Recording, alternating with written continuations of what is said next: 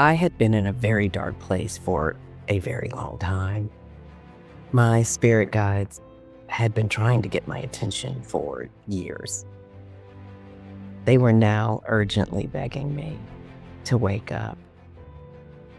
It was 2019, and they told me that the world was about to go through a global shock, a trauma, and that I needed to help the collective.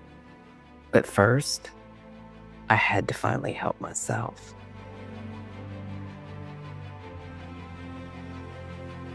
Let me take you back to the very beginning, when I decided that this would be my last reincarnation. I was in the ethers, the in-between, somewhere among the stars. We were planning my next incarnation. I wanted it to be my last rebirth. My guides asked me several times if I was sure. You see, I had many lessons to learn. Lessons as old as the time of the Egyptians. Apparently, I'm a stubborn spirit. They reminded me again that I was choosing a very difficult experience, that I was trying to learn many lessons in this lifetime, some of them painful. Apparently, I wasn't just stubborn, but a bit of a rebel. So, of course, I said yes. Boy, was I in for a ride. I remembered that conversation with my spirit guides before I was born in this body, in this life. I remembered it in my crib. I've remembered it my whole life. I was born in Germany in 1969 to a small military family, very common back then. My father was kind of a mess. He was an alcoholic, and my mother was a woman of her times, undereducated and overwhelmed, and had very little family support. And it would be in Germany as a toddler, I wasn't even quite 2, that I would have my first psychic experience in this lifetime. I was not even 2, and I was in my crib, and I remember this very well and very vividly. I was dreaming, and I could see my mother in what was the bathroom, and there was blood everywhere, and I knew in my dream that she was in severe danger. It was a very serious situation, and I came awake immediately with my adult eyes in a child's body, which I think is so true for so many of us who remember before coming back. And I remember climbing out of the crib. You know, I was still quite wobbly at that age, and dropping down to the floor and making my way through the house. I still feel the wall because I was holding myself up so I could keep going, and the wall leading to the bathroom. And of course, I got to the bathroom door, and I knew what I would see before I opened it, and I'm kind of glad I did, because it was kind of a horror show for a child. But there was blood everywhere, and she was in a very serious state, and it was my cries that actually brought help. Anyway, not long after that experience, my father would get into an accident on the Autobahn and break almost every bone in his body. And, you know, the medication back then for an addict, it was just a recipe for disaster. And not long after that, we were back in the States, and he, you know, tooted off to exorcise his demons. And my mother was left with 3 daughters and no education, no family support. And we were homeless. We were living in the car. And I remember my mother's fear and her sorrow very well. She made a decision that I actually really appreciate, because I believe it saved us in many ways. She decided to put us in St. Peter's Home for Children, which was a Catholic orphanage in Memphis, right down the street from Graceland. It was this big, huge, rambling orphanage run by Catholic nuns, and what an extraordinary experience. Anyway, that is where I spent my formative years. I remember the nuns at St. Peter's very well. They fell into 3 categories. There was, like, the mean, angry nun who liked to beat kids, and I got my backside kicked quite a bit. What can I say? I was a rebel. Uh, and there were, nuns who just seemed like they didn't really want to be there at all. And then there were incredible people like Sister Anne Elizabeth, who was my first experience with a light worker in this lifetime. She was extraordinary. She took care of the sickest babies that had very little time on earth, and she would love them and care for them and give them this extraordinary energy. I remember once watching her with one of the babies who didn't have long to live, and I remember seeing that her hands and her head glowed, and her ability to be present for these children was an incredibly powerful lesson for me, especially juxtaposed with the, nuns who were not so nice. Anyway, I had an incredible experience living at St. Peter's. I there was the rigidity of the way that the nuns liked to run the place because they loved to do a lot of praying, cooking, and cleaning. And then there was the freedom that I would have when they would be doing those things. I would sneak out of St. Peter's and I would run all over Memphis. I had a huge thing for rooftops. I remember learning how to do parkour with some of the other kids. And actually, parkour saved my backside at one point. Back in the early 70s, and I think this is hard for people to imagine now, if you lived in a really bad neighborhood, and at the time, Memphis was the murder capital of the United States, a lot of crime, a lot of danger. The number of times that I had to escape kidnapping attempts from bad men, it would shock children today. It was a regular occurrence. And at one point, I had really caught the eye of a particular group of men. And I remember them chasing me into a building. And it was the parkour that I had learned to do with the other kids. Now, it wasn't called that back then, but it's since been labeled parkour. It was basically turning a building into a jungle gym, but I used my parkour skills to escape them, and thank goodness I did, because it was very obvious to me even as a kid that they were planning on doing something really horrible to me. Uh, I had beautiful experiences with some of the more colorful characters in Memphis, running around a city like that. I got to know some of the prostitutes and the street musicians, and that was an extraordinary experience. I would have an encounter with the mayor of Memphis at a very young age. St. Peter's needed to raise money a lot, so they would use me as a model in their model, the orphan model. They would use me as a model. I was free, and I was there in their shoots and campaigns, and one of those involved Elvis. And I remember very distinctly being brought to the front gates. At the time, they had these kind of dramatic gates in front of St. Peter's. And, I could feel from everybody that was there that this was a big moment, and this man was a big deal, but I didn't really understand who he was at that age. Of course, not long after that, I would figure out who he was.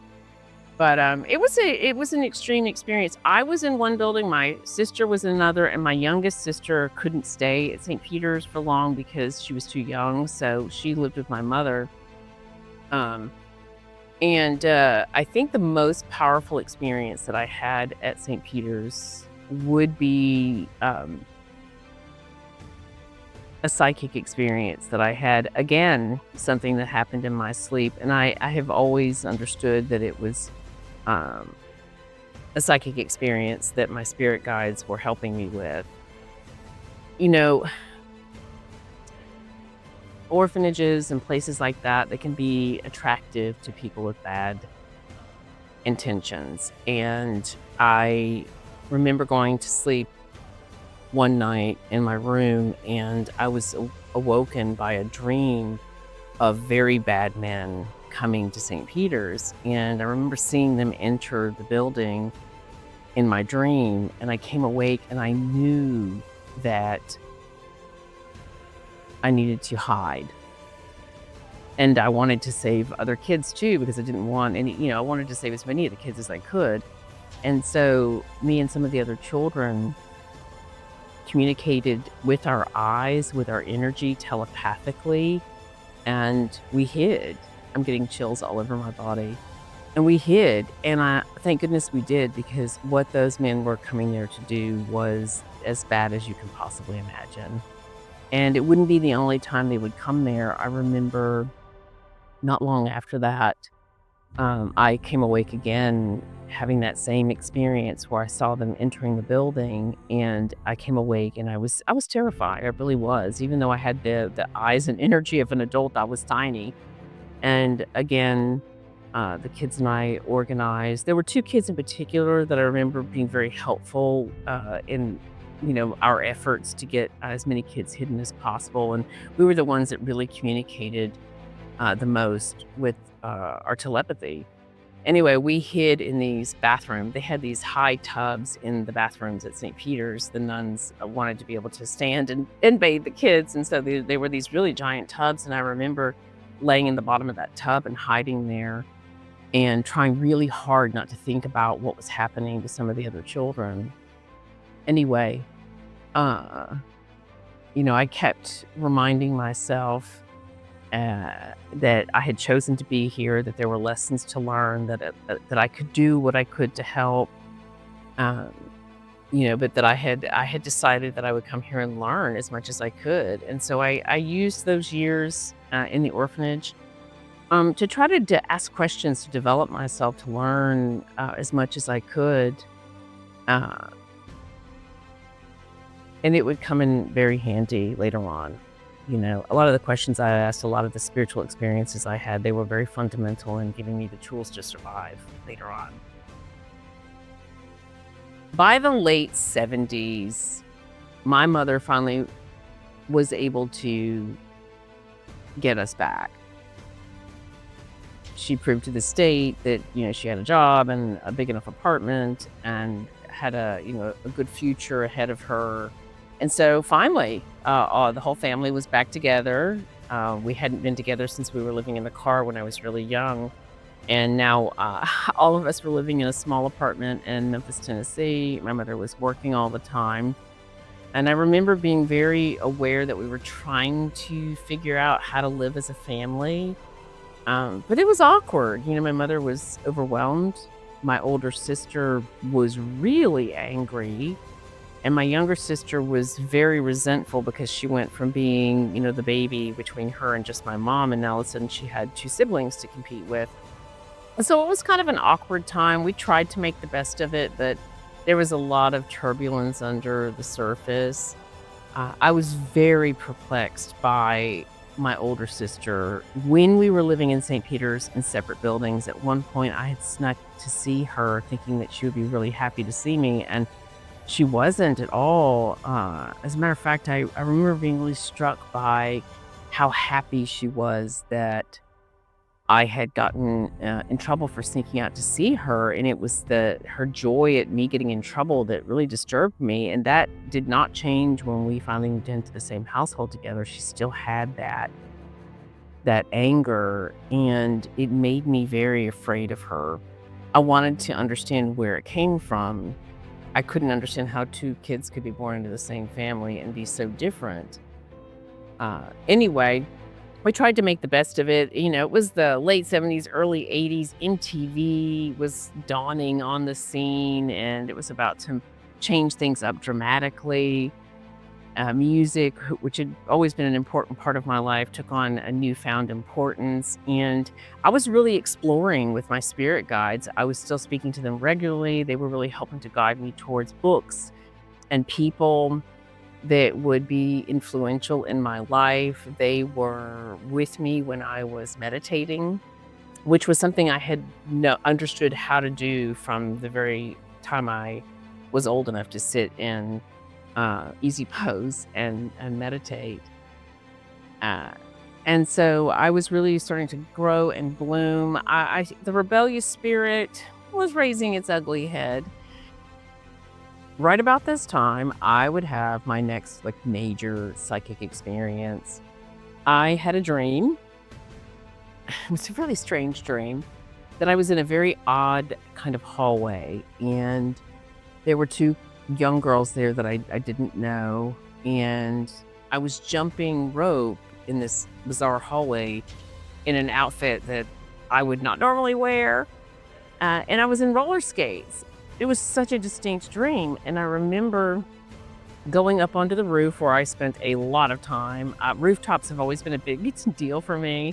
I've escaped to them at St. Peter's. I would go onto the rooftops of downtown Memphis, and living with my mom, I would go to the top of the roof on the third floor, and I kind of had my own little like hovel, if you will, up there, blanket, pillow. I kept my diary up there.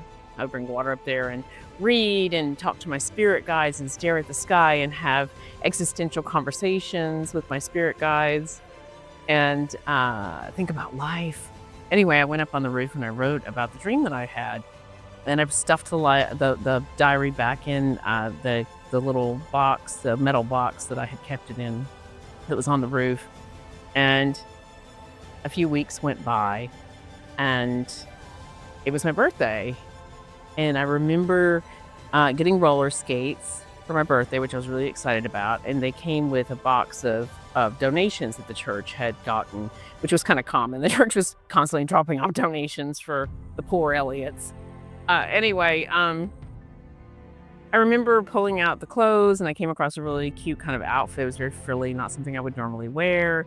And I put it on. I put on my new roller skates, and I went outside and skated the neighborhood, and I came across this young girl that I had never known before, and she asked me if I wanted to come over to her house and play with her and her sister, and I said, absolutely, let's do it.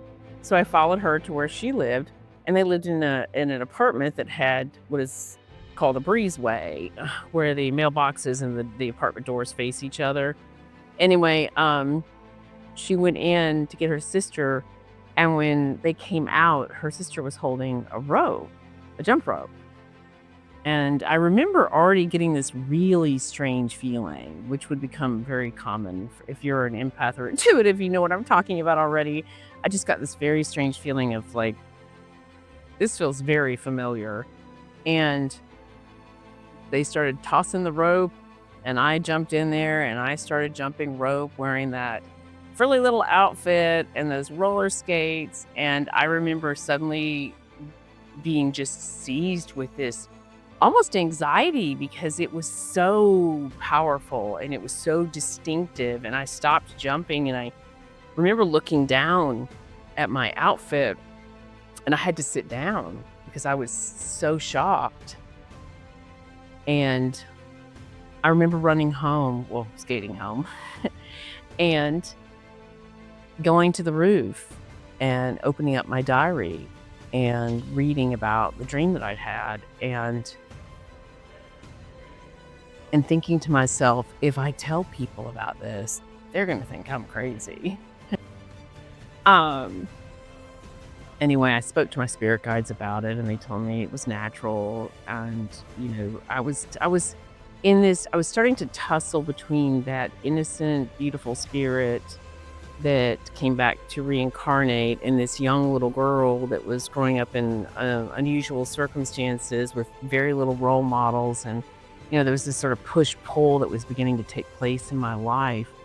Anyway, not long after that, a woman moved in next door to us, and I remember her so distinctly. She had these incredibly long braids that went all the way to her waist, and she was very exotic looking. And I understood that this woman was a shaman. And when I got the chance to finally communicate with her, she told me she'd been brought there for me, which was a very fascinating thing to hear at that age, and that she was there to teach me. And I remember her teaching me about herbs, and she was teaching me about preparing food in the healthiest possible way. She was using a dehydrator in Memphis, Tennessee in the early 80s. It was like so unheard of.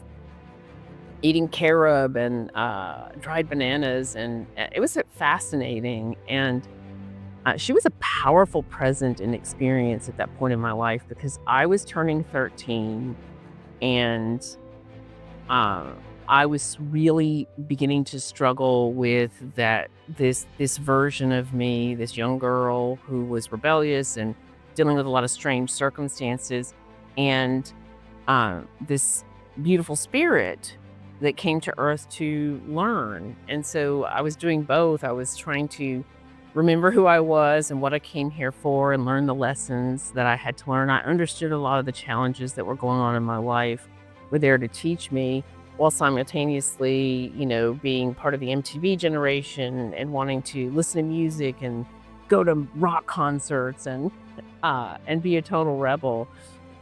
And frankly, I leaned towards the rebel. I remember not long after the shaman, I dropped acid and asked a million existential questions, and I was really rebelling. I was getting into a lot of fights, and I was starting to get angry about a lot of the things that I was experiencing and dealing with.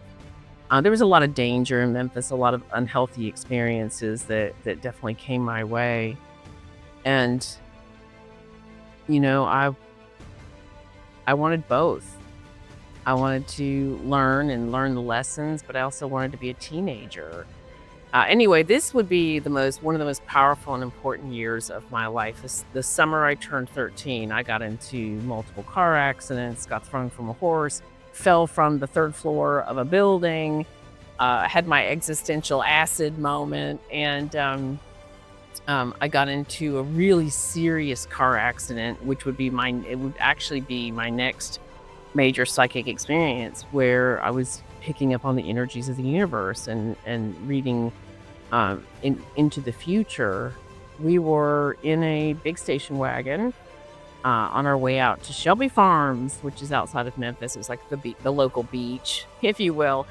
And I remember being in the station wagon and being uncomfortable, like something was really bothering me. We stopped to get gas at one point, and I was going to get into the back of the station wagon. And I remember standing there and hearing my spirit guide say, "No, do not get in there." And I checked with myself, and my intuition was also saying something's not right. And so I got back into the front of the car, and I remember looking at the driver and being deeply concerned about the energy that he was in. Anyway, he pulled out of the gas station, and I tried to get him to realize that there was a cop not far away, thinking that would make him drive better, but that seemed to actually make the situation worse. Anyway, the next thing you know, the car is getting railroaded by a semi, and we flipped 3 times on the highway, and I remember pulling myself and my best friend at the time to the floorboard just as the car was flipping, and it was one of the things that prevented us from getting hurt. Anyway, when that accident was over, I went with my mother to take a look at the car, and my mother was devastated because it made the cover of the newspaper locally. The back end of that station wagon was absolutely obliterated. There was nothing left.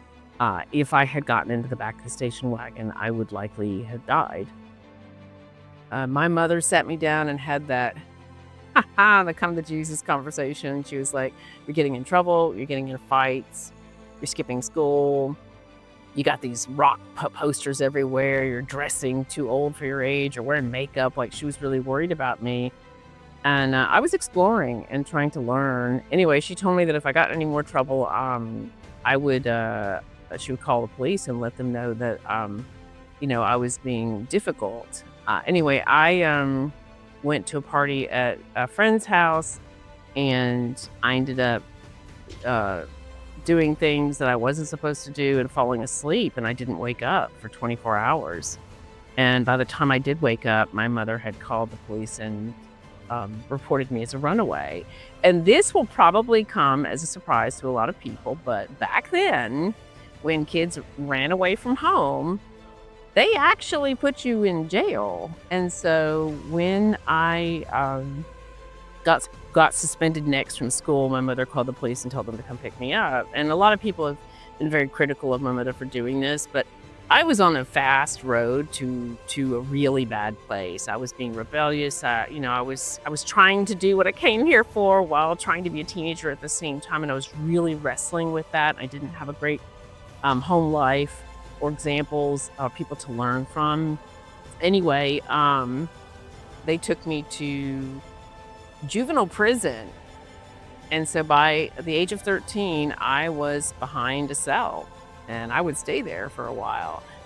And I remember that experience distinctly because my spirit guides were like, "Well, what are you learning from this?" And I was like very confused. I was very confused. I didn't understand why I was in it. I mean, this was I just want people to understand, this was a real prison. They took me to a real prison where there were children there that had murdered their parents. And I would have lunch with them. And I knew that I needed to stop the escalation of what was happening, or I would not achieve what I needed to achieve in this lifetime. And I made that decision staring at the prison ceiling that it was time for me to adjust my attitude. That I did. While I was living in St. Peter's, I had the fortunate or unfortunate opportunity to spend weekends with foster families. St. Peter's had an adoption program, and it required people who wanted to adopt children to foster kids. And so I got to see all different types of home environments on those weekends. I did get to know one family in particular. They sort of took a liking to myself and my older sister and would have us visit them on holidays or for the occasional camping trip.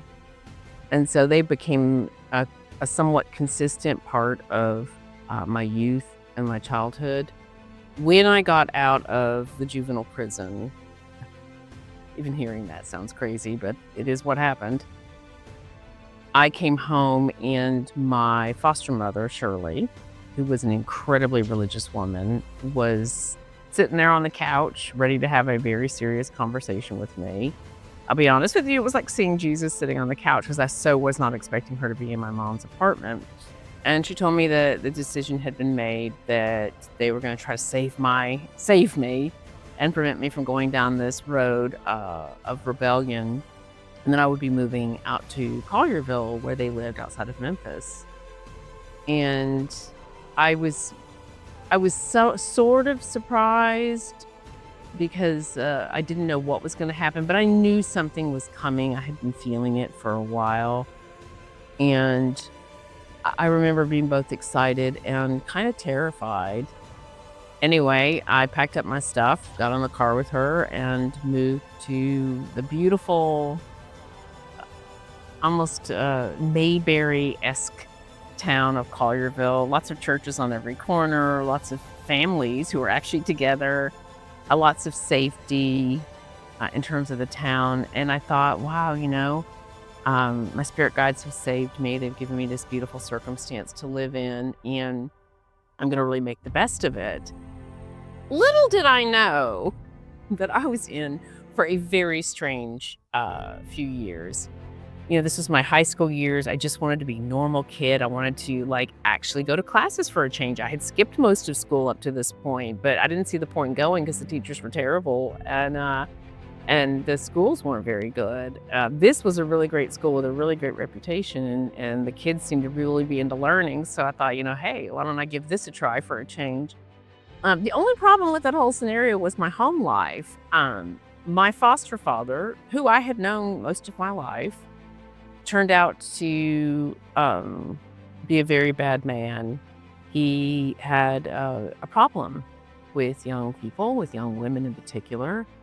And I remember being in the car with him at one point, and he said something that was very inappropriate, and I was very shocked because I had always thought of him as sort of a father figure, and he suddenly went from father figure to, oh my God, I'm living in a house with an absolute pervert.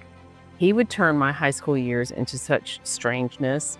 I was going to school trying to be like a normal kid, feeling very guilty and ashamed for a lot of the bad decisions that I had made. in junior high school, and I was trying to really kind of make up for it. And I wanted to be accepted and loved and appreciated by all these really cool, nice kids that I was living around now. And yet at home, I was living with a nightmare, a pervert. He drilled holes in the ceiling, in the walls. He watched me constantly. Um, when I was finally allowed to leave and go out with friends or, on the occasional date with the pre-approved young man, he would have me followed. It was either him following me or some of his very creepy friends. And I was still a little bit naive and didn't quite understand what the deal was with him and his friends. Of course, now I really understand. And I just wanted to be normal. I just wanted to have a family. I just wanted to be treated well and have like normal experiences. But here I am going to school and trying to learn and while coming home and being absolutely terrified in the home that I lived in. I will say this for those years in high school. She was incredibly religious, as was he. But she was also very encouraging about my spiritual side. She really encouraged me to read the Bible, to read a lot of the spiritual authors of the time, to absorb as many lessons as I could about religious and spiritual matters. And it was a really beautiful time of growth in that regard. I started giving speeches at high schools as well as to adult groups to share with them about my experiences as well as, how to turn your life around. So it was this kind of strange dichotomy. On the one hand, I felt like this bad little kid who constantly was getting in trouble. And here I am now in, my high school years, making up for it and becoming a spiritual speaker at a young age. So, a lot of interesting experiences that I would speak to my spirit guides about. I understood that, I was there to learn lessons, and I was doing everything I could to learn, to stay my mission, to make this my last incarnation. By the early 90s, I had become very tired of being constantly watched, lusted over, followed.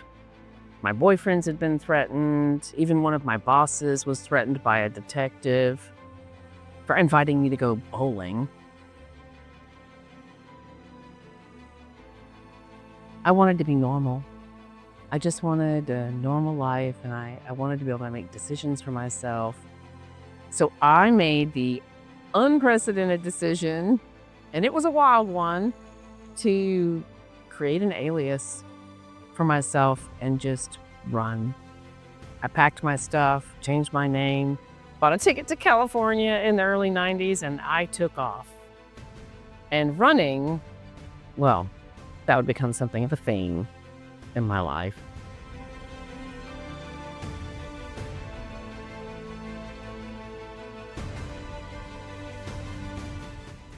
It is the early 90s, and I am living in San Diego under an alias, and I'm so excited because no one knows anything about me, and I'm getting a fresh start and making decisions for myself. I settled in, got my first job renting apartments, and started to make friends. I made friends with a lot of military families, just lovely people, particularly Navy SEALs, because, it was San Diego, and they would invite me on hikes and camping, and I had such a great time. Such wonderful families. I finally started doing some modeling, kind of hearkening back to my orphan model days, but I needed money and I needed some level of stability, and I didn't have anyone to call on. And so I started doing small things here and there, and then I got the chance to audition for Paul Mitchell hair products, which was a big deal. They were the product that was sold in all the salons across the country back then. They were literally the only product sold in every salon across the country back then. And I really liked the people there. It was my first really big campaign, and it went a long way to help build my self-esteem and my confidence and help me polish some of my rough edges. They told me they were going to mail me the poster, and I was so excited. A few months later, that poster came in, and I remember unrolling it. It was just huge, and I was really excited, looking forward to the future. And then I got a message on my answering machine that would completely rocked my world. I remember pressing play, and a heavy Southern accent came on, and my heart just completely sank. The message said, "Hey, Cindy, you told me to call if anyone ever came looking for you. Now might be a good time to take off." Ah, I was so crushed. I remember dropping to my couch and just being shocked. I had asked them to let me know if anyone ever came looking for me, and they had. Not long after that, I was walking through San Diego, and I could feel that I was being tracked and watched. I've always been able to feel that, probably based on experience. And I remember looking up and seeing my foster father with some men, strange men, and I just completely panicked. I got the knife that I carried out of my bag, and I remember sliding the blade between my hands. I didn't know what they wanted. And I was so terrified by him and his friends that that was going to be my automatic response anyway, was to protect myself. I remember, running home and being so worried that I was being followed. And I contacted the FBI, and I had met a couple of FBI agents renting apartments, and I asked them for help. And I remember him saying, "Meet me here at such and such time," and me racing. It was a gas station parking lot, and I was so stunned when I got there because I don't think I was thinking of what was going to happen. I just needed help. I needed advice. I needed support. And I pull up, and there's a full-blown actual FBI spy van in the gas station parking lot. And I remember climbing in, and it was very surreal. And, the equipment was everywhere, and, the jacket, and we had a really, really interesting conversation. I made it very clear that I just needed to hide, from someone. I didn't want to get into detail because, to be honest with you, I didn't want to be judged. It's probably very hard for people today to understand just how much judgment was levied against people, particularly women, if they were being, harassed or stalked. We just didn't have terminology for it back then.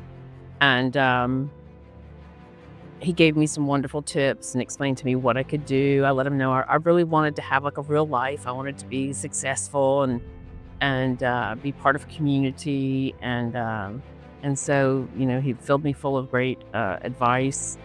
And I went home, packed a bag, and I remember sneaking out of my apartment to the neighbor's apartment because I wanted to exit without anyone being able to see me. And I went through their apartment and dropped down over their balcony onto the ground. They were on vacation.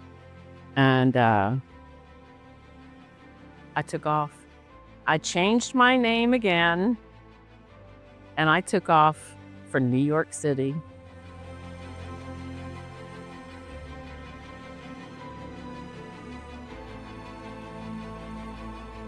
I remember the first time that I entered New York City. I came up out of the subway, and the energy was incredible, and I felt right at home. I had always walked fast and talked fast, and this felt completely organic for me. I had a new name and a new backstory, and no one knew anything about me. And thankfully, this was pre-internet and pre-social media, which really allowed me to just start over. You could do that in those days. I got a job working for a shishi eyewear designer who had boutiques all the way up Madison Avenue. And he had a client base that really blew my mind. I remember the first week there, Yoko Ono and Michael Douglas came in, and I was like, wow, look, this is crazy. And sitting at the feet, if you will, of icons of media and finance and technology and entertainment, having these long extended sit downs. I mean, each of my appointments was about 2 hours, and this really allowed me to learn from some of the best across every industry. It was the kind of development that I really needed, and I enjoyed it. I was there for 4 years, and Not long after getting there, the owner of the company noticed that I was really good with important people, VIPs, and he gave me the chance to handle the in-house PR, and I started to do all of the photo shoots, for the big names in fashion, and creating eyewear for special campaigns, and dressing some of the most famous people in the world. I did the eyewear for The Sopranos before the show launched, and the eyewear ended up in the whole campaign for its first season and seasons beyond that. And I worked on eyewear for Sex and the City. And it was just a really, really good foundational experience for me. As a person, I was really blossoming. I had, my first real boyfriend, and a lot of wonderful hobbies. I was rollerblading all over the city. I got my motorcycle license so that I could go on cool trips around the country. And it was just a really beautiful time in my development. I got my first opportunity to get off of my feet. I had been working basically in retail, and it was fancy schmancy retail, but it was still retail, and it could be hard on you. And I really wanted to be an executive. Like, being respected was such a huge goal for me, and for me at the time, that's what I thought was, the avenue that would get me respect. And frankly, that's really kind of what we're taught with the American dream. I got a job with one of the most she PR agencies in the country.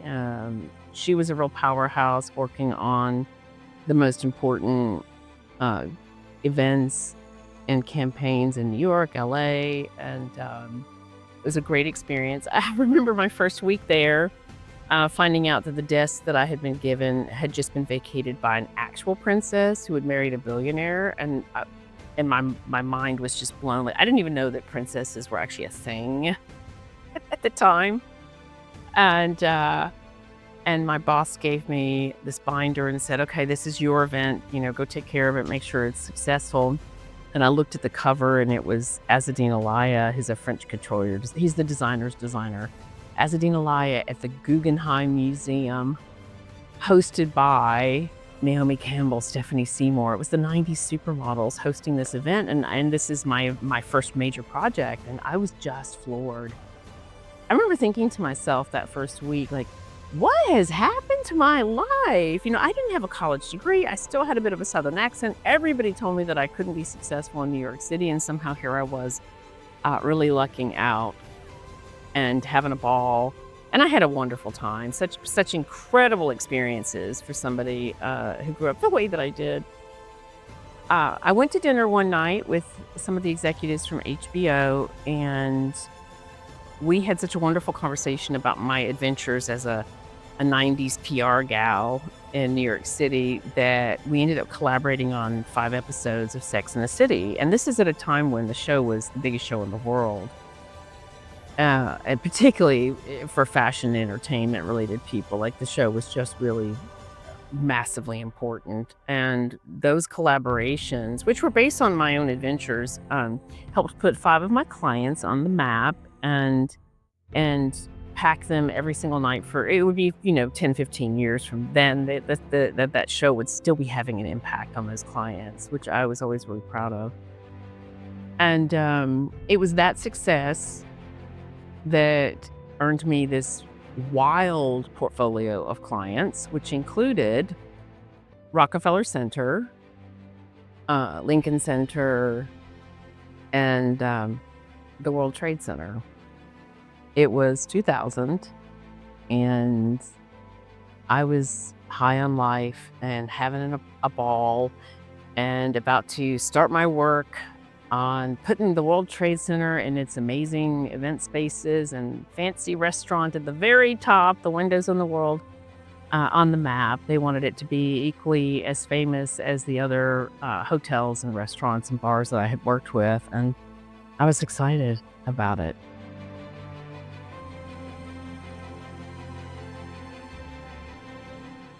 I had been working on the World Trade Center for a few months, and I was so excited about my plans. I was going to get premieres and the hottest entertainers to dine there, and get the windows on the world in TV and film to help further put it on the international map.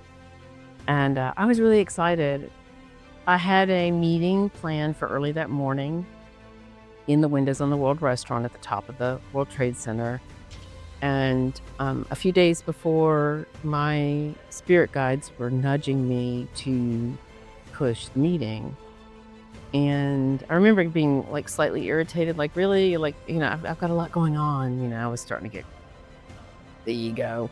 And I remember being a little bit like, annoyed because I was excited about the work I was doing. But I could feel a powerful psychic experience. And it would be, the coming days would be the most powerful psychic experience I've had to date. The morning of 9/11, I got up and they nudged me again. And I called over and I canceled my meeting. And then I got in a car to go to my office downtown because, work was everything. And I remember looking up at one point and seeing the first plane hit, being just like all of us, absolutely thunderstruck. And I knew immediately, like, this is why I wasn't supposed to be there. And I got out of the car and I ran to my office. And at one point, because I was getting such shocking images of both towers coming down, I had to stop and throw up. And they did not let up. This vision of both of them coming down and the way that they came down was so detailed and so powerful that I was having difficulty speaking. Even to this day, I struggle to speak about it. And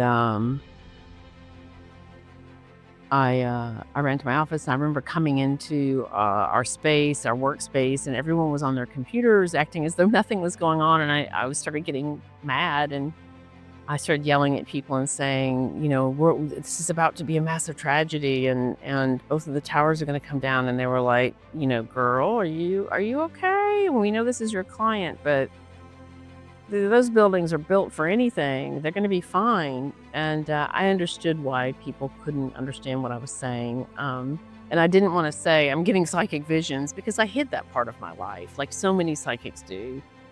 We're all capable of psychic abilities. I just had never learned not to use mine, like so many of us are taught to do as children. And so mine were strong. And the visions wouldn't let up, and I was really struggling not to have what I would call a nervous breakdown in the moment. And then the second plane hit, and I knew that's confirmation. I'm not losing my mind here. This is actually going to happen. I remember running out of the office into the streets, and there was already so much smoke in the air, and just trying to get somebody from the police or fire department. It was such an unprecedented experience for everyone that getting anybody was nearly impossible. I tried calling the restaurant just to say to people, get out, get out, get out, but there was no way to get through. And I ran back to the office, and I remember yelling at my coworkers saying, how can you sit there at your computers working? Don't you understand what's about to happen? And they're like, you sound like a crazy person. And I went downstairs where the TV was, and I just paced in front of it. And then the visions became so disturbing. I was in the buildings, and I was in the people, and I was hearing their thoughts, and I was seeing their choices and what they were going to do. And there were a couple of scenes that were so profoundly disturbing that I don't share them with anybody. And that would be one of the most, like, for so many of us, it would be such a profound experience. After the towers came down and the city closed down, I shut down. I never told a soul. I never talked about it ever with anyone for the next 20 plus years. And I dealt with such extraordinary survivor's guilt and shame um, over what happened and not being able to do anything. I knew intellectually that there was nothing that I could do, and no one was going to listen to, oh, there's some psychic on the phone who's saying, get everybody out. I mean, people got out as fast as they could. The point is that, when you're tapped into your psychic abilities, there's sometimes really frustrating experiences because oftentimes what you see and what you share isn't going to be acted on by anyone. And in that experience, I was so stunned um, and shocked and angry that I couldn't do anything about it, that I started to shut down any of my abilities. I would always have some pattern recognition and intuition, but in terms of allowing visions and dreams, prophetic dreams, I started to really shut them down because I was bitter. It was like, well, what good does it do? I remember we're saying that repeatedly. I was yelling at my spirit guides. And a few weeks later, the city opened back up and I threw myself into my career. But of course I did, because that's where I always got my self-esteem, because that's what we do, And I noticed that my drinking started to pick up. I'd never been much of a drinker or a drug user.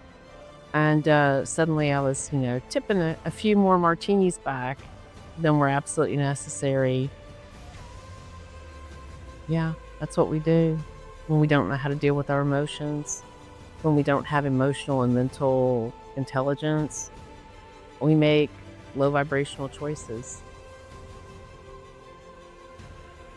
I threw myself into my work and opened my first agency, which was really awesome. I mean, it was a success right off the bat. I landed incredible international clients, and one of them sponsored New York, LA, and Miami Fashion Week, which, put us behind the velvet ropes and, going to the shishiest events and hanging out with the coolest people around. And I do love the fashion industry for its artistic aspects. And I loved that part of it, the artistic side of it. And I really threw myself into that. We were traveling around a lot, doing a lot of fashion shows and working with all the designers. And it's a good way to distract yourself.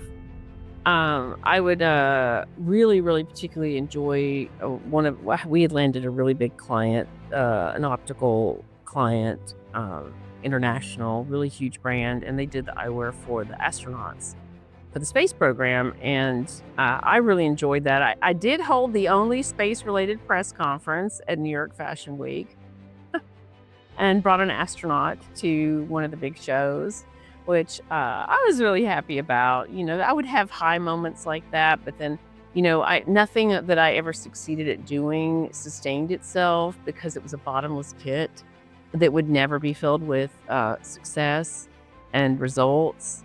But I just kept, that's all I knew how to do.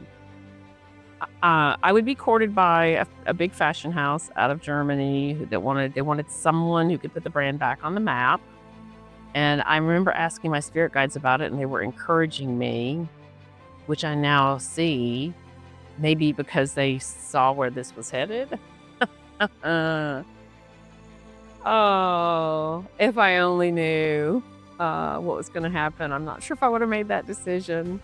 I was getting further and further away from my mission, my focus on this being my final rebirth, my final reincarnation. And I was beginning to get further and further away from my spirit guides and more absorbed with the superficial world and ego. Anyway, the fashion house wanted somebody who could dress celebrities for the big red carpet events, and I thought that sounded amazing, and I had always wanted to do that. And so I took the job. I closed my agency, and a lot of people thought I was crazy, but I just knew this was the direction I was supposed to head in. Anyway, I made the job a huge success. Within a year, I put them back on the map internationally, and I dressed some of the most amazing people in entertainment. I remember being super excited because the first person that I got to wear the collection, which no one really big had worn in a long time because they had allowed their program to just sort of die off. And I remember Catherine Zeta-Jones wearing a beautiful black and silver dress to the Glamour Woman of the Year awards, and I was excited about that. I mean, I wanted to succeed at what I had chosen to do, and I did. And we dressed the whole cast of Sex and the City for red carpet events and Desperate Housewives, and I ended up getting two promotions that year, and I was sort of high on life. I wouldn't call me happy, but I was successful. And the superficial terms, the materialistic terms, uh, my success caught the eye of an executive in Germany who did my same job for the corporate office. He did not like me at all. He particularly didn't like the fact that I had brown hair and brown eyes, which even to this day, I'm like, seriously? And I could tell the first time I met him that he was going to be a huge problem. He started to put a lot of pressure on me to change the whole program that I had just spent, a year plus building. And I remember the first time he started to tell me that he wanted me to only put the collection, the gowns on blonde-haired, blue-eyed actresses and socialites. And I was really speechless because I had dressed African Americans and Asian and people from all over the world, and it really helped build the program. And now this man is suddenly telling me that I can't do what worked and what put them back on the map. I now have to only put the clothing on a very minute percentage of the population, and this would be the beginning of the end, in many ways, of my career.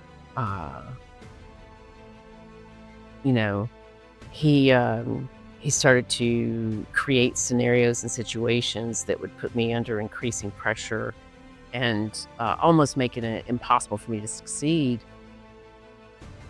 At one point, my mother suddenly passed away, which completely shocked me, and I wasn't in any way prepared for her to pass away. And we had reconnected and rebuilt our relationship, and I was weak. I had been, low-level depressed, like functioning depressed, for a long time, and now I'm dealing with this battle at work with a man who clearly hated me and was making my life very difficult, and my mother suddenly dies, and I'm pregnant, and I'm beginning to collapse under the stress, particularly because during this entire career, from the time I first got to New York and worked for the eyewear designer to working for the PR agency, starting my own agency, and now in-house, I've been highly masked, deeply ashamed, hiding who I was, using a closet full of characters to blend in everywhere, and feeling like a fraud the entire time because I had used aliases for years to build my career. And even though the results were mine, I felt like an imposter. It was like a major case of imposter syndrome. And all of this would come to a head in Germany. I was sitting with some of the board of directors, and they were really excited to show me a picture of an emaciated group of Indian men beating a gown, and they wanted me to take that footage back and those pictures back to America and show it off to fashion editors. And I remember being absolutely shocked. Like, how could you be so oblivious to the fact that you're selling these gowns for $10,000, $15,000 and you're paying these men pennies, and then you want me to actually go brag about this? And I remember pushing back, and then all of a sudden the man who hated me asked me to come to his office, and I did, and we would proceed to get into a nasty argument where he started to yell at me and called me some pretty terrible names, and then all of a sudden he brought up my childhood. I did not expect that to happen. I didn't think anyone could find out anything about me, but apparently he found me just threatening enough to have me looked into, and he called me white trash and said that I should have never been given that job, that it should have been given to a socialite, and I was disgusting. Like, his spit was hitting me in the face, and I'm standing there, very pregnant. And hearing this, and I was already so weakened by everything. It already felt like an imposter and a fraud. And to have my secret that I had been carrying with me for decades thrown in my face by a man, a male executive, just sent me spinning. He would have me put under extraordinary pressure. Once I got back to the States, he took my maternity leave away, which made me commute 4 hours a day. I had no family, no support to deal with my son and I, and I'm doing this incredibly hefty job while feeling like an imposter, and I'm getting no support because everyone's terrified now of what's about to happen. It was just horrible. I ended up leaving, and then I shattered my leg. I got divorced. The economy tanked, and it was pretty much the worst time in my life. So my mother's passed away. I am out of my career. The economy is tanked.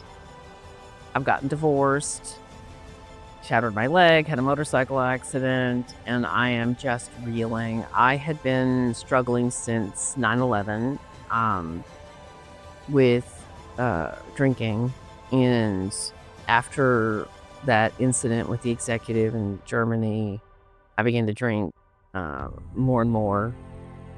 I was just numbing myself in every way I could. All the lower vibrational choices that we make when we can't face ourselves. And my older sister reconnected with me, which I was surprised by. I had always judged her very harshly. She'd been a drug addict since high school and a street prostitute, and had been homeless for a very long time.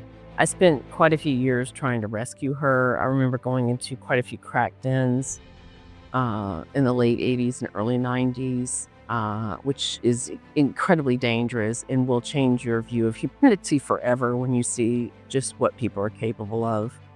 And none of it worked. And now she's reaching out to me, and we're reconnecting, and we're beginning to have real conversations about real issues. And I was finally ready to listen and be there, more present as a sister, because I had been dealing with my own secret struggles, and I think I understood her better. I did pick up a strange energy when she reached out to me, and I asked her, "Are you okay?" Because my intuition was telling me that something was wrong. And she said, "Oh yeah, I'm fine, I'm fine." And I was like, "Okay." And I knew, she was still using, but I was ready to have some level of family, especially now that my mom was gone. A few months later, she would get sick and admit that she knew that something was wrong, but was afraid to try to get help. She was dying of ovarian cancer that she had gotten from being a prostitute. And I was devastated. I was quite shocked.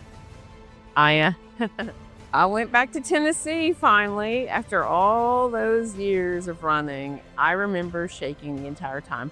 Now, I was fat, angry, depressed, unhealthy, drinking, absolutely miserable, but I was still afraid of my foster father. And, but I went back. I wanted to be with her to see if I could help. And there was nothing that we could do to save her. Being back in Tennessee gave my sister and I the opportunity to have some really important conversations and some times together where we got to act like sisters again, coloring each other's hair and doing each other's makeup, and just getting the chance to be with her in her final days. And at one point, she told me something that would absolutely floor me. She finally told me that when she was young, living in St. Peter's, that my foster father and his creepy friends had abused her horrifically and went on to abuse her for years. And there it was, the missing piece of the puzzle. It gives me chill bumps even now. I remember being just like That is why she changed. That is when that look on her face changed. That's when she started to look at me with hatred. She wasn't looking at me with hatred. She was looking at the world with anger. And she had every right to be. Oh, I got so angry. I had fantasies about harming him. Not long after that conversation, I would be in Germany. I was in Germany with the actress Mira Sorvino. I had brought her there to make an appearance at a fashion show. And I knew that my energy was really off because Dina was in her final days. And I explained to Mira that my older sister had been, a drug addict and prostitute, and now was passing away. And I it was really weird for me to share anything personal with anyone, but I guess I was just that broken at that point that I finally started to show the cracks in my facade, my mask. And I will never forget this moment because she was sitting in front of me, and we were in a Mercedes, very common in Germany, and the driver was just, plowing straight through Berlin. And I'm sitting right behind her, and she says, your sister's a victim of human trafficking, right? Boom. There it was. The missing piece of the puzzle the entire time. She went on to explain, that in America, we don't call human trafficking. We'd rather label women or areas or societies with other issues than actually admit that we have a huge human trafficking issue here in America. And I just remember being thunderstruck because I realized that all those years I had been running the way that my life was in high school. I don't know what he was saving me for. Maybe it was some big client or whatever the situation was, but I realized that him and his creepy men were human traffickers, and my sister was a victim. And the reason I had been on the run was because I was running from human trafficking. And between that realization and my sister's eventual death, I sunk further into depression. What do you think I did? I'm sure you can guess. Yes, you were right. I ran. I ran to Florida. This time I didn't change my name, though. I just ran. It's all I knew. What I knew to do when things became too much and I became too afraid.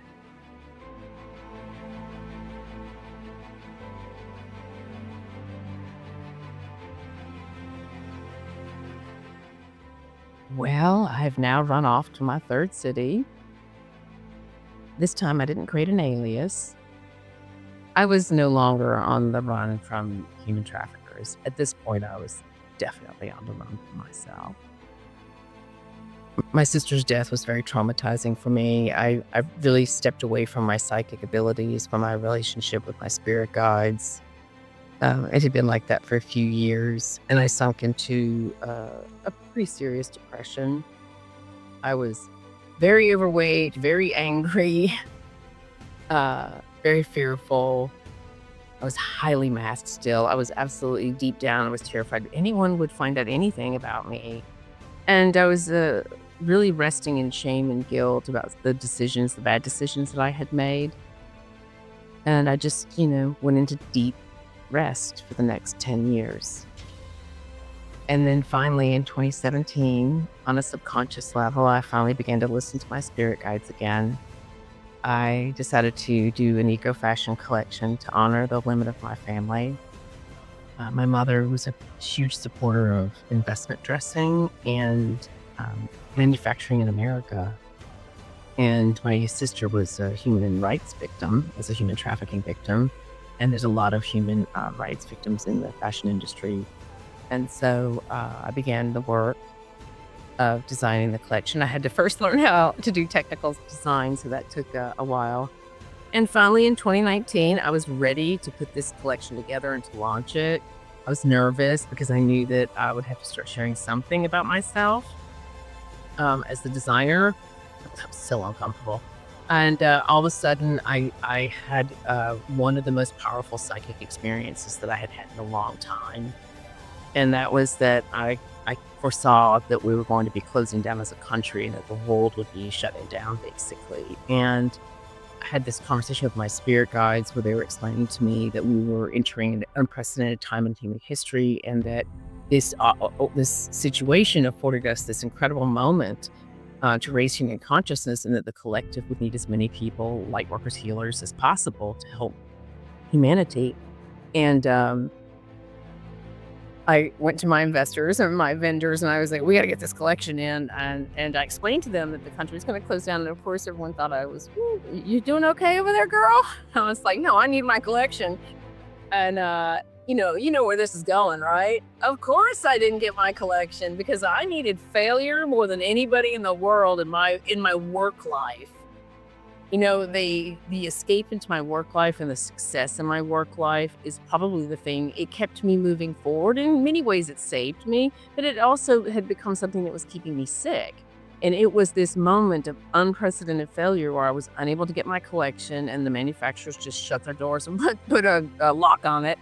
And I had to see that we were about to shut down, and I was not going to be able to do a whole lot of work. And you know what? There's no better time than a pandemic. Start working on yourself.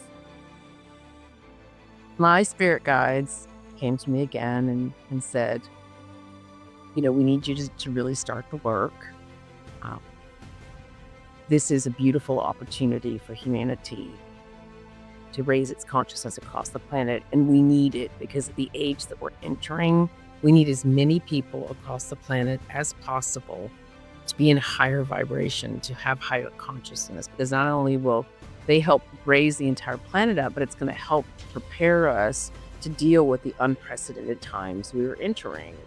And if we achieve this, as we expect, we will then be not only in the age of Aquarius with this higher vibration across the planet, but we will be prepared to handle the age of AI. And I said, okay, let's get to work. The first thing they had me do was go have a man in the mirror conversation.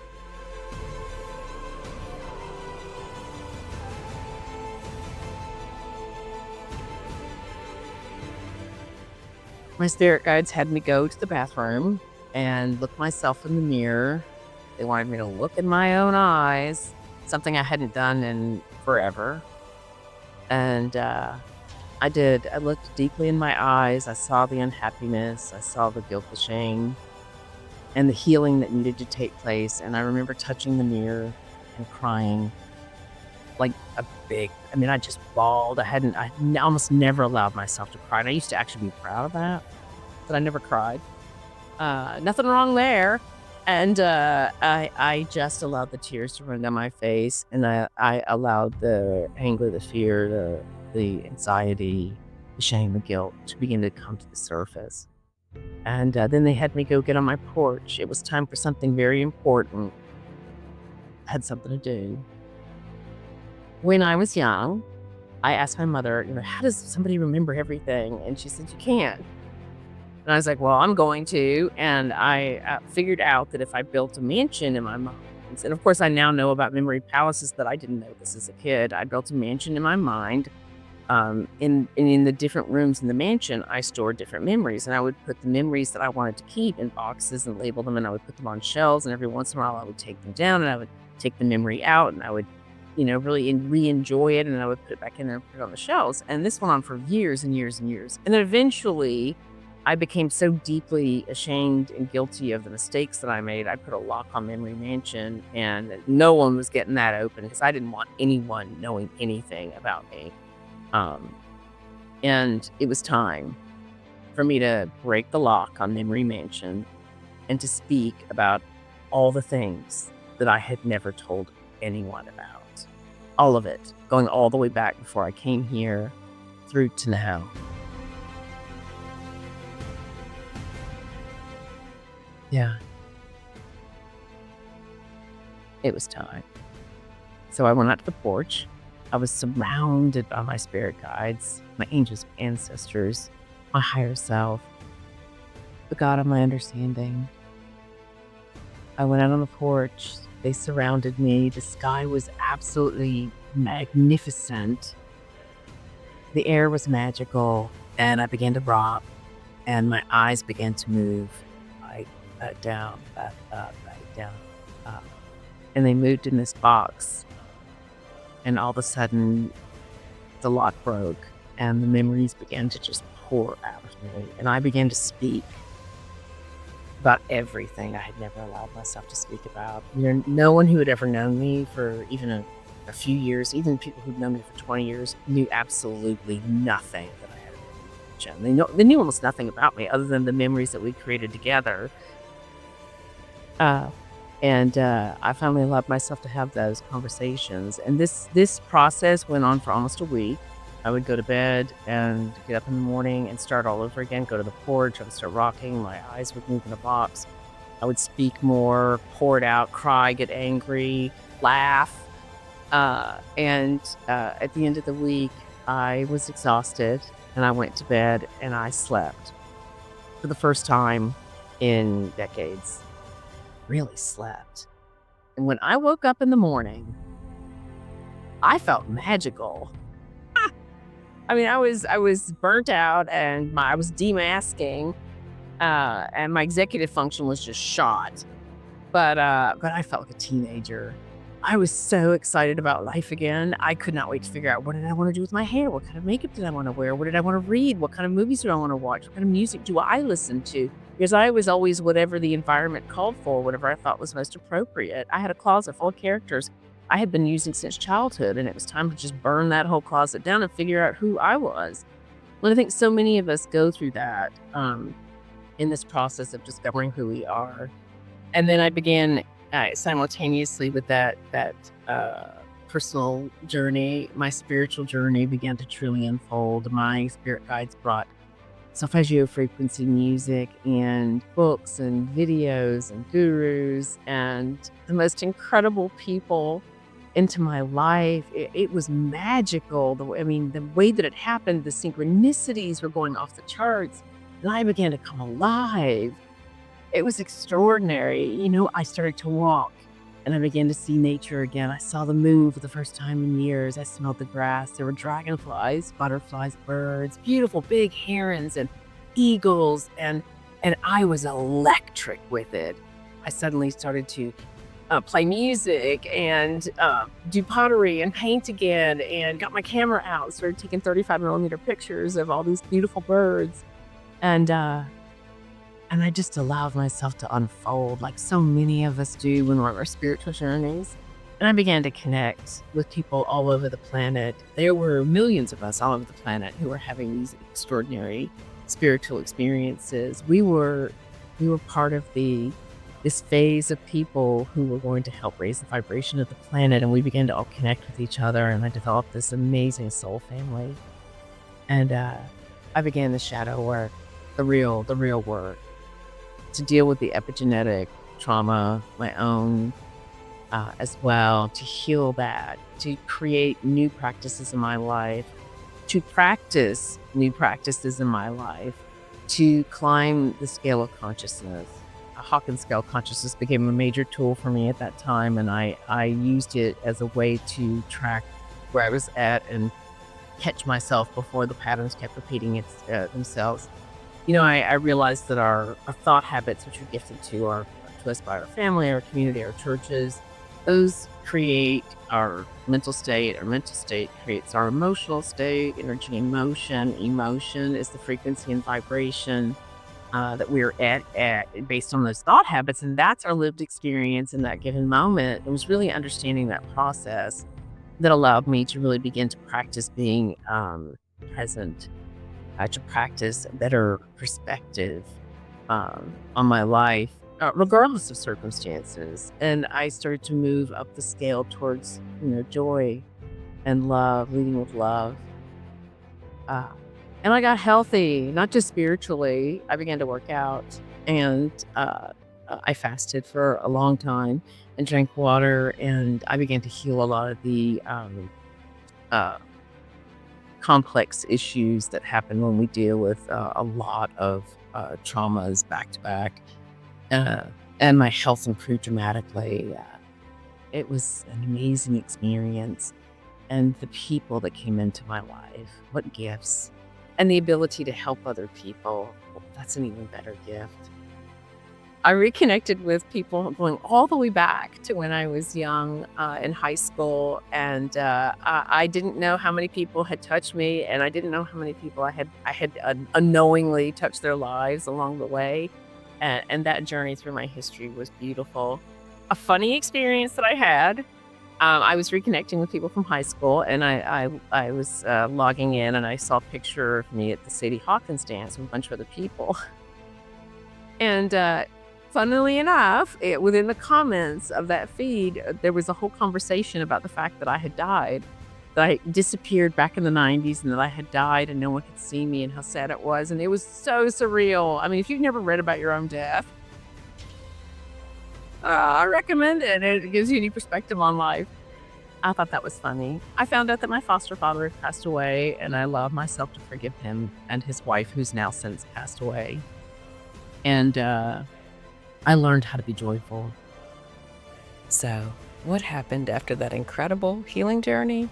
Well, I became a yoga and meditation teacher. I finally stepped up to the role I'd been called to since I was a young woman, that of spiritual guide. That fashion collection to honor my mother and sister that gave me such agita, it eventually came out. I became an inspirational speaker and author, sharing my experiences as a psychic, mystic, and of course, survivor, so that other people had a roadmap to healing. You know, we really can recover from anything. And when we raise our individual vibration, we help raise the vibration across the planet because, as you know, we are all connected to each other. That's what makes community so important. And these days, I'm really loving being a part of community.